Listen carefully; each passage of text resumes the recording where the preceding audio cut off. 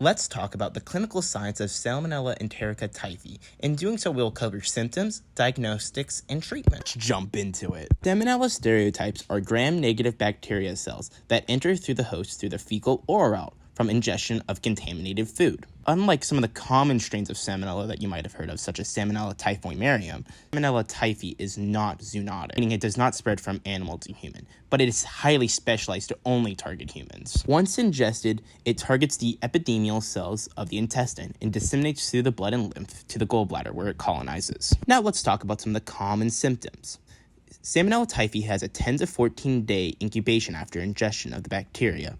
Patients will have what's known as a gradual fever, as well as headaches, chills, and fatigue. Patients can show a rash on the chest called rose patches. A week after the onset of the fever, patients experience GI symptoms as bacteria recolonize the intestines called gastritis. This causes inflammation of the intestines and can cause diarrhea and bloody diarrhea. Another name for typhoid fever is enteric fever. Enteric fever is a very serious clinical disease and needs medical intervention, unlike non-typhoidal strains. Once at the hospital, a typhoidal case can typically have a differential diagnosis based off of the patient's symptoms and travel history. If the patient has traveled to areas that have a high typhoidal fever rate, such as Asia, Africa, and Latin America, typhoid fever can be assumed, though a series of tests will be run to confirm this differential diagnosis. These tests are done through cultures from the blood and stool, and sometimes even the bone marrow. This is the most sensitive sample with a 98% sensitivity, though it is highly invasive, so it's rarely used.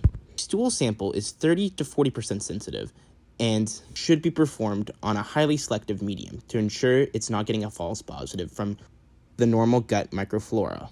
Blood test is 60 to 80% sensitive and is done through what's known as a Windle test. Windle test is an agglutination test that tests for antibodies against two antigens, stomatic O and flagellar H antigens, that are unique to typhoidal strains of Salmonella enterica. This test is given through a serial dilution, and clumping represents the antibodies and antigens found in the serum. Now a patient has been diagnosed with typhoid, a treatment can be prescribed. The typical medical treatment is a fluoroquinolone, with the most commonly prescribed being ciprofloxacin. This targets gram-negative bacteria. Target the enzyme used in DNA and RNA synthesis called DNA gyrase. It is used to prevent supercoiling. Though now in Southeast Asia, there's an increasing ciprofloxacin-resistant strains of Salmonella typhi due to overprescription and patients not finishing their antibiotics.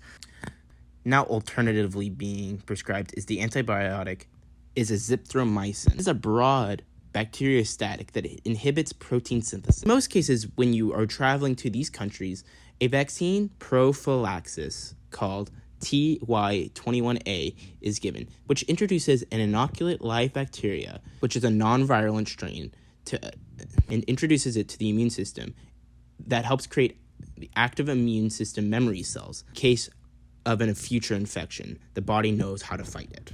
Thank you for listening, and I hope you found this learning objective course on Salmonella enterica cerevisiae typhi interesting.